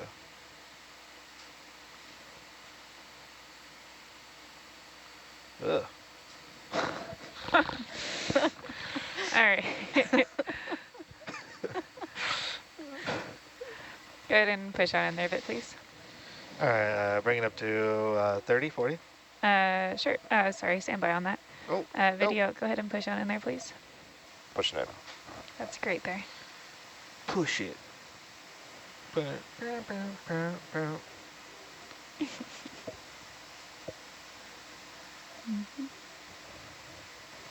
right, go ahead and put it to 40. 2, 3, 4. This is the equivalent of a sniff. Okay, I can go to 50. go ahead. Keep going. It is holding on. There There you it go. goes. A little pinch on my jaws. Didn't want to let it go. Full wide, please. Full wide. Now we watch the canister. Come on, coral. There it is. There it is. There it is. Woohoo. Excellent. Thank you. Just to confirm, that was jar 2, correct? That's correct. Sample number 056. Nice. Do you think it's caught on the mesh? No, it looks like it's all the way in. That's what saw I mean, it's like, still- it's not like, yeah, okay. Yeah, I think it looks great.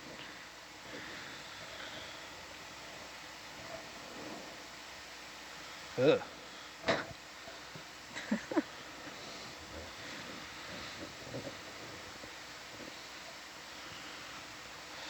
Nice. Cool beans. Very cool. All right. You can zoom out on it. Zoom out on Atalanta. I don't want to Migrate freak out. Zoom it out on Atalanta. Right there, that's good. Full wide. Gonna give me porch there, please. Nice paragorgia right there. Breach And another nav, price 10 gorge. meters, 145.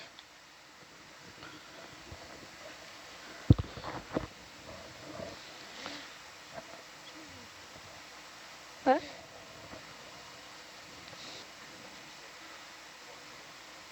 Oh, no. Yeah, all good. All good. Ooh, mushroom coral. Oh, look at all these. Yep. Everything just pops up. As Oh, soon we've as got you a rock pen right at the top of the screen. Oh, yeah. We haven't seen that yet. Yep. These are cool. Modified peduncles. Yep. Little suction discs. You want to give me the porch? There. Now you want it, right?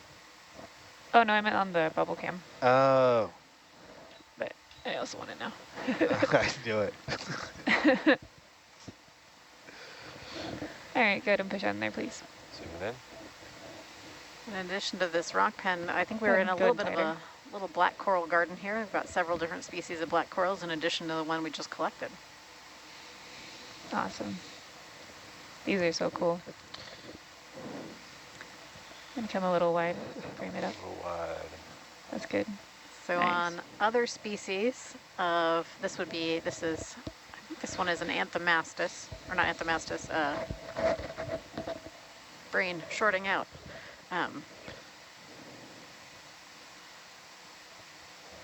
I totally blanked on the name, but this is another form that there's a sister species that occurs in sediment. And that fleshy part at the bottom would be buried and used as an anchor in the sediment. And in this individual, it's been modified into basically a suction cup that it uses to attach to the rock. Full wide, please. Full wide. Do you know if organisms like that can move, or when they attach to a rock, are they there forever? I don't think it's well known. I have heard reports from a couple of folks who work on sea pens that those have been spotted from some ROVs and AUVs up in the water column, looking like they had released and were moving around, but Oh, I'm not 100% sure that there's been photos taken. Can we get a zoom in on this feather-like coral on the right? yep. This guy here. Yeah, let's do it. And the genus is Anthoptylum. That's the one I was blanking on. So that's probably Anthoptylum lithophyllum. All right, go ahead and push on there, please. Zoom it in.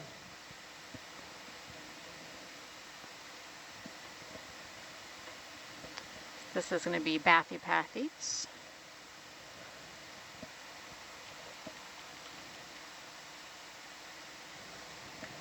Go ahead tighter if you like.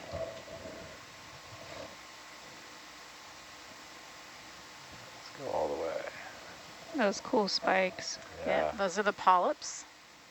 It's one of the ways you can tell a black coral from a octocoral, is that polyp shape is always kind of like this. And in this particular group, they're really large, so they're easy to see.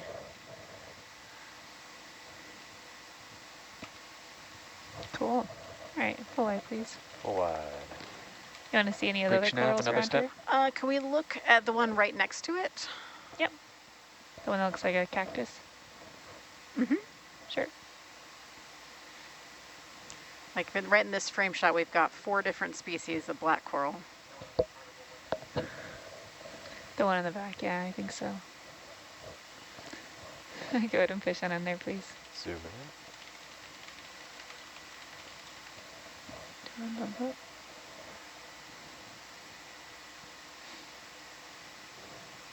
Tighter. Yeah, go ahead. Here you can see on this one, those polyps are tiny, tiny, but they still have that same kind of long tentacle-like shape. You're off SPL there, Mike. It's interesting which ones the stars climb up on. Yeah. All right, go ahead and come full wide, please. Possibly Parentopathes, and one that was collected in Papahanaumokuakea last year. Any other ones you want to take a look at? I think we can go ahead and move on. Roger. Make sure I'm squared up. Oh, there's 2 carnies.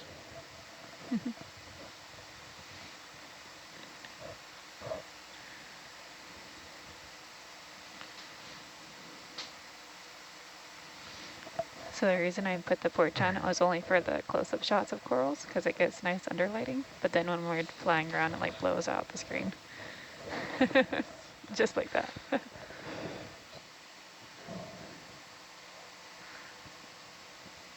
Meredith, when you collect water samples and you look at eDNA, you can only identify species that have already been identified, right? Well, sort of. So we can only get a clear species ID on species that are already in our database and we've gotten genetic data from. But the way we do our species assignments, if we have unknown new sequences, those will assign back to their closest available family that's in our database. So we can tell that we have something new or something uncharacterized that we can take a look at, and it gives us a target to look for in additional sequencing, either of museum specimens or of additional collections in the future. It lets us know there's something uncharacterized in the area. So we do actually use that data, even if we don't know exactly what it is. Bridge nav, 20 meters, 145.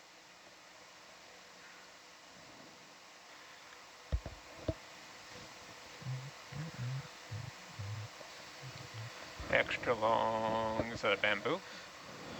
That is a bamboo. You can just see the little segments.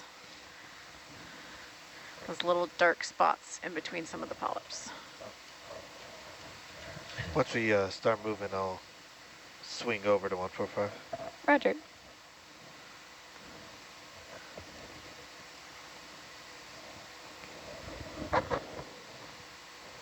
Go ahead and push on in here on the polyps.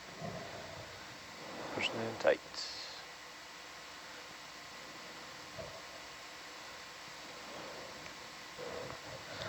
Nice image there. You can see just below the lasers one of the little internodes. It's kind of long. That's like, let's see, Very long. it's like a meter almost, I think. Yeah, At least. at least a meter for sure. Yeah. All right, go wide, please. Full wide. They're all closing up now. Got too close.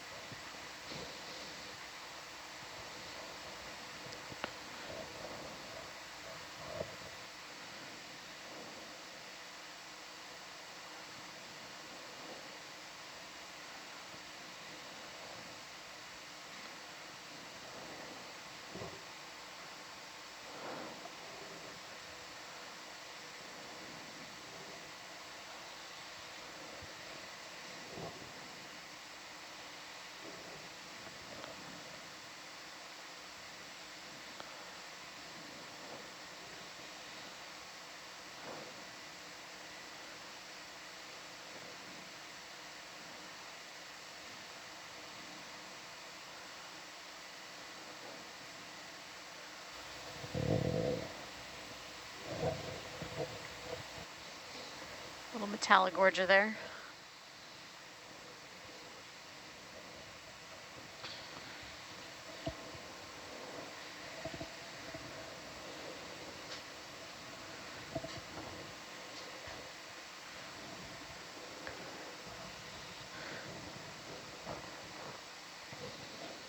Go ahead and push on in there, please. Zoom in. Oh, this is a primnoid. Yeah. Yep. Kevin, you're off SPL. Never mind. Get so distracted looking at the rocks and the critters that you forget to turn your mic on and off. Yeah. This is really nice. I think this one is, it's hard to see what way the polyps are going, but they look to be largely kind of down-ish. They are in whorls. So I'm going to guess this is Narella. Go ahead and push on in a bit more if you got some zoom. 2.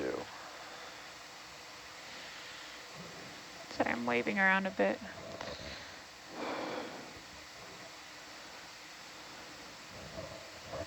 Sorry about that. Okay, go ahead and come wide, please. Coming wide. Thank you.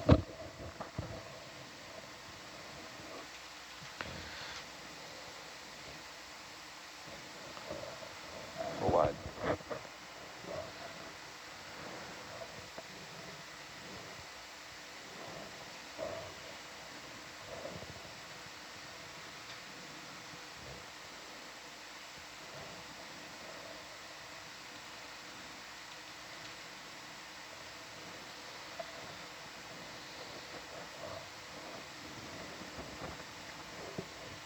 Another mushroom coral, I think, in the center. Yeah.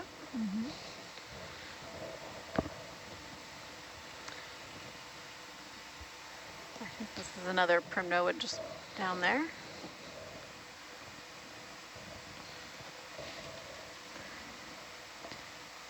This boulder marks waypoint 2. It's like perfectly. Yep, here it is. This is what it looks like.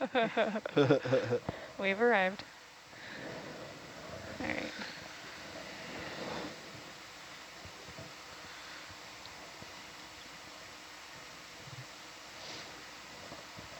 For everyone at home, Chris's Norbit sonar is up on Ready for another symbol one, 3. Chris. All right, I'm going to start heading towards waypoint 3. So we're going to go. Just a second. Yep. It's nice bamboo skeleton 160. base there. 160, Raj. Bridge nav, 20 meters, 160. 20. 20 meters.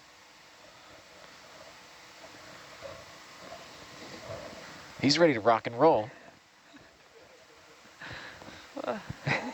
He comes back. So that was 200 meters at 1 knot, right? Yeah. What? No.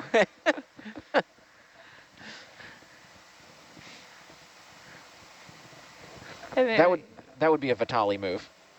That would be a Vitali. Pedal to the metal. Chris, is that why you guys repeat everything? Yeah. Yeah.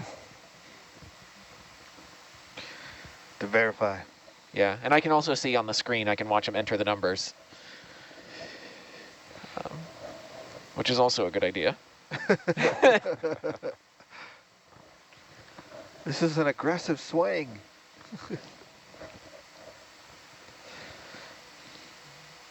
Although I guess yesterday we were doing large. Yeah, I mean large Yeah.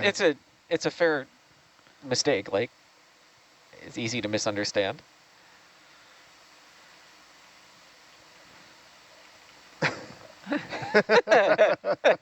Now we're getting comments. I was waiting for that.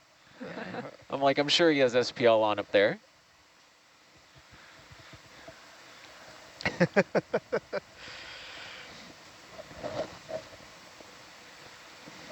So I was thinking, speaking of navigation or communicating with the bridge, I think it's a little bit ambiguous to say 0.1 knots, 0.2 knots, which is, you know, it's confusing with 1 knot, 2 knots. And you can do 0.1 or whatever, but that just starts to get a little bit, you know, takes a little too long. So I think we need to start reporting in warp factors, where warp factor is, a warp factor translates to 0.1 knot, right? I think it's much less ambiguous, and we should adopt this policy. Interesting. Yeah, you agree there? Okay. Bridge agrees. Be the change you want to see in the world, but translate it into knots for me, please. Yeah. Thank you. If you want to do unit conversions, You do you. Just make sure I know. I mean, the radar measures distances in cables, so Yeah. like whatever. you can go by like curly fries per minute for as long as you tell me how fast I need to go. You do it with commas instead of decimals like they do it in Oh Europe. no, Oh, no. Oh, no, I'd I be can't handle that. So that's 5,000 knots? Yeah, no. Oh, Yeah, got can a sea cucumber Yeah, swim it. flying in the breeze.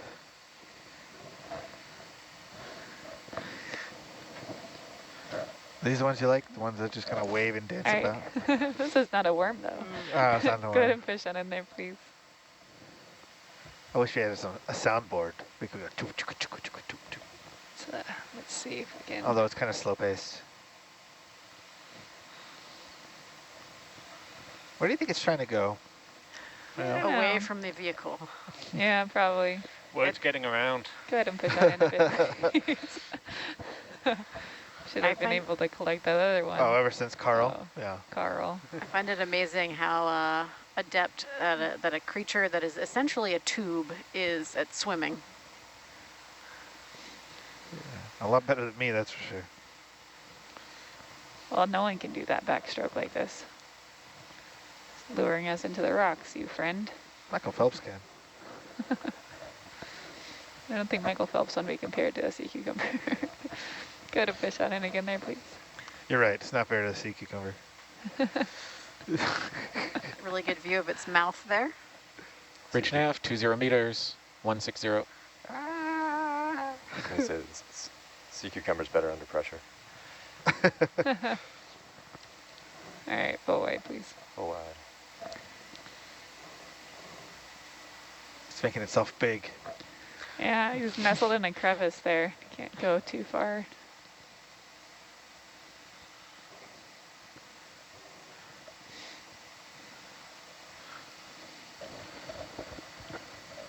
That's sponge or I don't know what that is.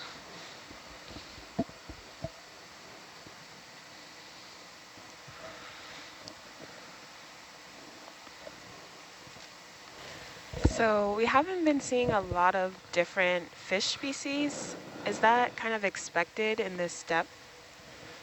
Yeah, that's pretty typical for this depth. Fish get much fewer and further between, and there's a limited number of species that live at these depths.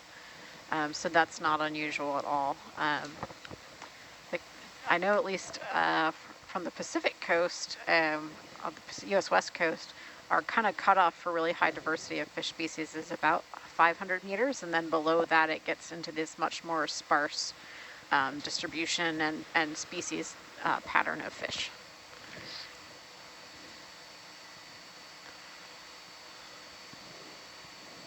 Fish have to significantly modify their biology to live at these depths. So with shallower fish, they'll use what's called a swim bladder, which they actually fill with gas to control their buoyancy. And these depths are way, way too deep for that. So down here, they will use lipid-filled bladders.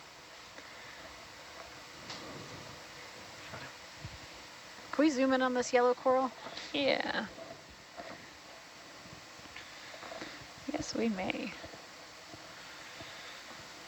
Wait, what did you say that it was filled with? Like lipids, like fats or oils. Whoa. Sharks will actually use urea in their tissues to control their buoyancy. That's so cool. Interesting. I did not know that. Gross. All right, go ahead and push on in there, please.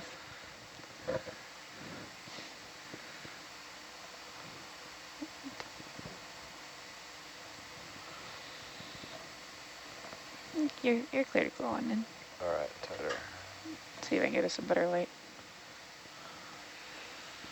That is beautiful. Solid mustard. You want to come a little wide there? This is another plexaurid Doing a little gorgonian. pan. That's good.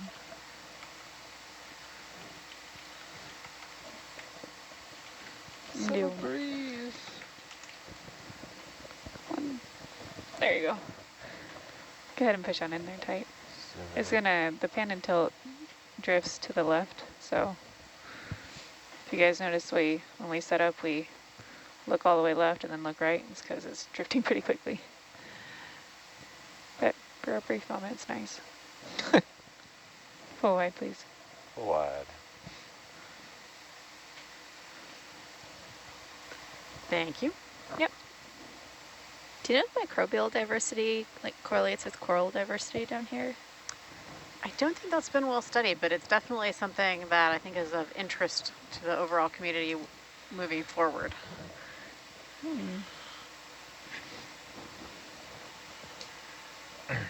I know anecdotally sometimes there are certain species we tend to see more around habitats like Bridge nav, another step. methane seeps, and we're starting to kind of better characterize that.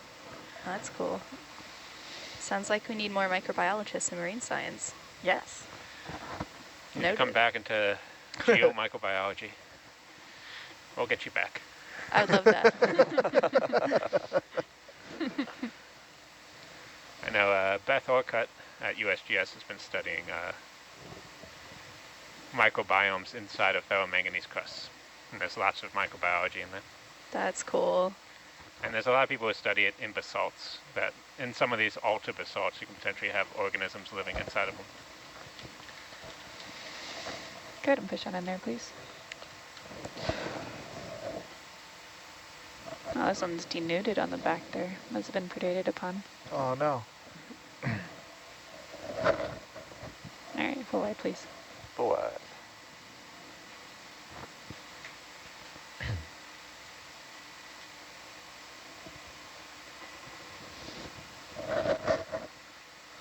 Whoa. Excuse you. Wow. Wow. Rude. Another really nice long bamboo coral there.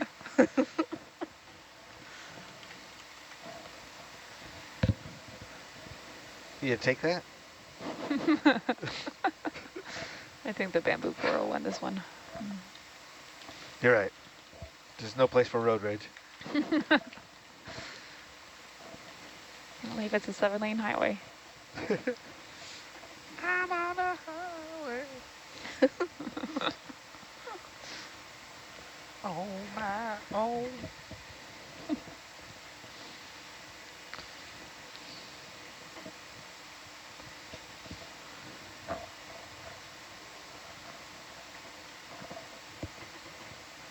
Oh, it's time for cook cages.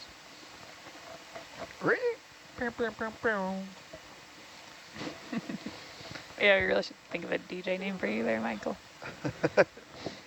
It's pilot at Atlanta.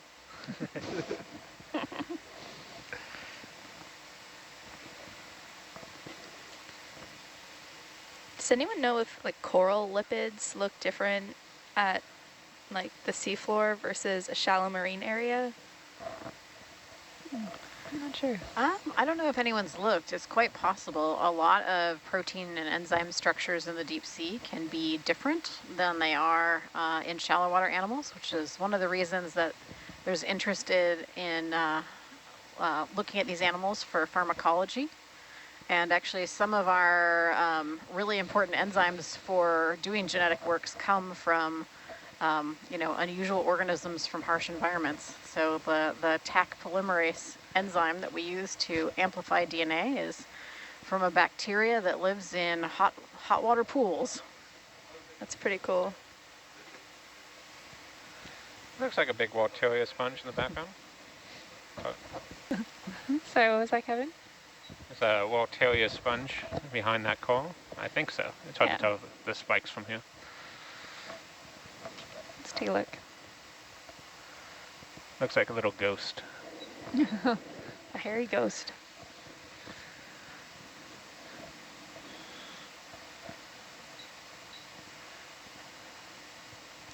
Reach nav, one more step.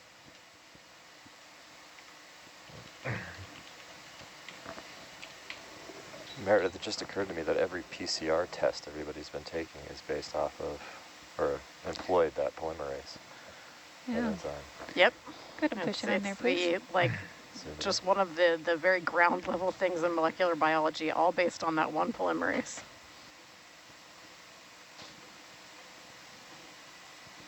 This is cool. Yeah. Got a lot of friends on there. Yeah. It's almost like a condo tower.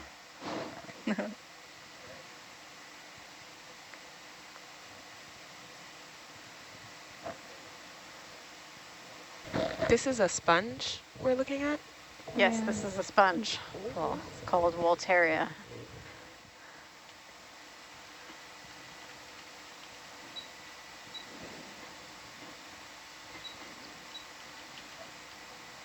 Have we been able to identify the brittle stars that we've been seeing?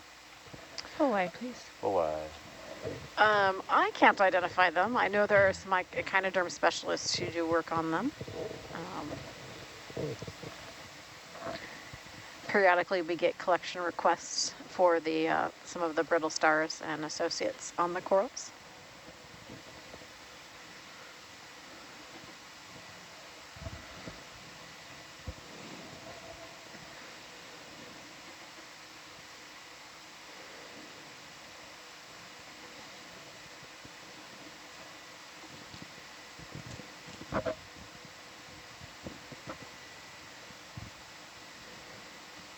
So the black coral? Looks like it, yeah. Yep, that's another of the same type we just saw. Parentopathes probably. Do a snap zoom there, please. Snap zoom.